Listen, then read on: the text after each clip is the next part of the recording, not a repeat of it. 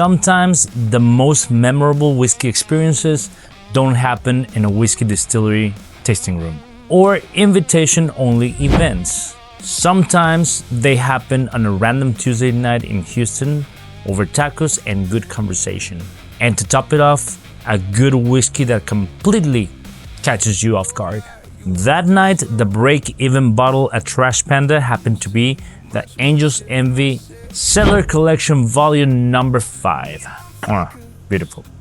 So Ian and I originally went to Trash Panda for Taco Tuesday and to see what they had as a current break-even bottle. And honestly, the price of spirits, the price of everything right now, has gotten kind of insane. Especially when you get into these ultra premium and allocated bottles. So getting the opportunity to experience really special pours at cost is a pretty awesome concept.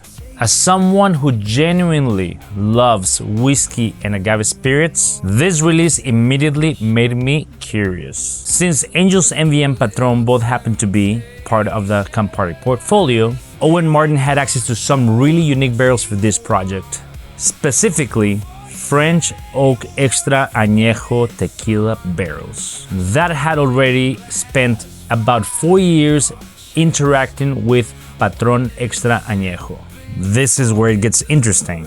Instead of finishing the whole blend, only 7-year rye spent time in those barrels before being blended together with 11-year rye, specifically all of it being carefully picked by Owen Martin from MGP Juice. Honestly, on paper, this sounds like something that could go terribly wrong because tequila barrel finishes can get weird real fast, especially once rye whiskey is involved in the mix. But somehow this completely worked.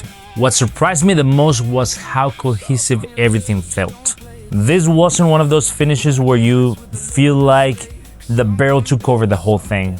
You still get the structure of the rye, but layered under it there's citrus, polished oak, herbal notes, and almost this really elegant brightness. And from the very first nose, both Ian and I looked at each other and we were both like, okay, this is actually something really interesting.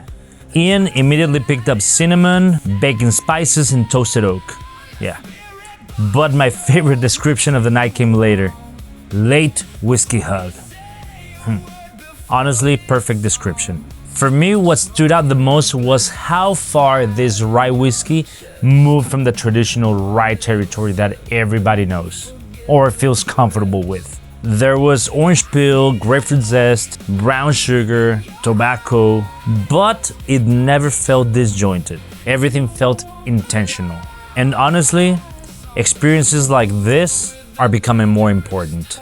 Not everybody wants to blind buy a bottle in this ultra premium category, but getting the opportunity to experience a pour like this in a setting like Trash Panda, that's a really cool part of the whiskey culture.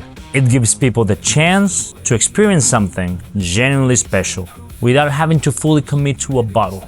The best whiskey experiences are not really about the rarity itself. Sometimes it's the place, the people, and the conversation around the pour.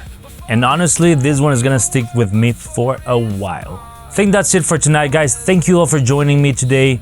Please let me know what good bottles have you tried lately. If there's something that has really changed your life lately. Thank you.